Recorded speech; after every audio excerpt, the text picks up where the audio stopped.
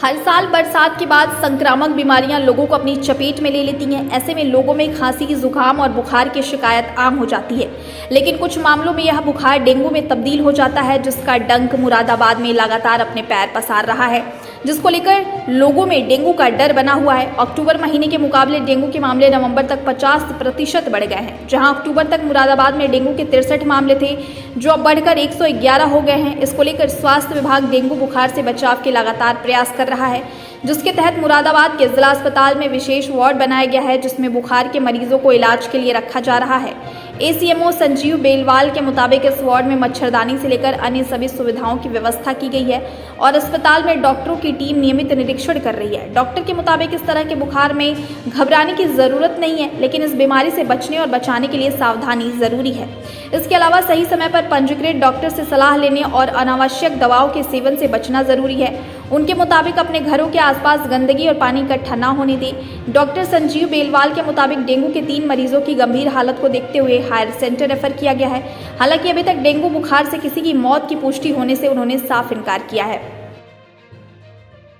जनपद में लगभग 111 केस अभी हमारे जो कंफर्म डेंगू केसेस यहाँ पे हमें रिपोर्ट हुए हैं। उसमें से लगभग संभवतः मैं समझता हूँ कि 90% मरीज़ हमारे रिकवर हो चुके हैं। 5-6 पेशेंट हमारे जिला अस्पताल में अभी इस समय मौजूद भर्ती हैं, लेकिन उसमें भी कोई इस तरह की कोई चीज़ नहीं कि वो खतरे में हो। वो भी स्वस्थ 1-2 दिन में होकर घर चले जाएंगे। नहीं, कोई बेसिकली कोई भी एक सेंटर इस तरह का नहीं है कि कहाँ किसी पर्टिकुलर एरिया में, सब जो स्कैटर्ड वे में है, जगह जगह 1-2-3 केस इस तरह से प्राप्त हो रहे हैं, लेकिन कोई भी ऐसा सेंटर नहीं बना है जहाँ पे मतलब एक ही मास में कोई केसेस हों।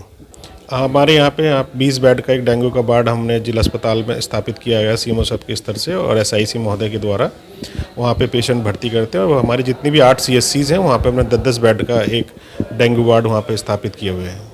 नवंबर तक रहता है जनरली, जो इसका सीज़न ब्रीडिंग का होता है अक्टूबर नवंबर, तो नवंबर में 15-20 नवंबर के आसपास जैसे टेम्परेचर लो होगा तो ये ख़त्म हो जाएगा।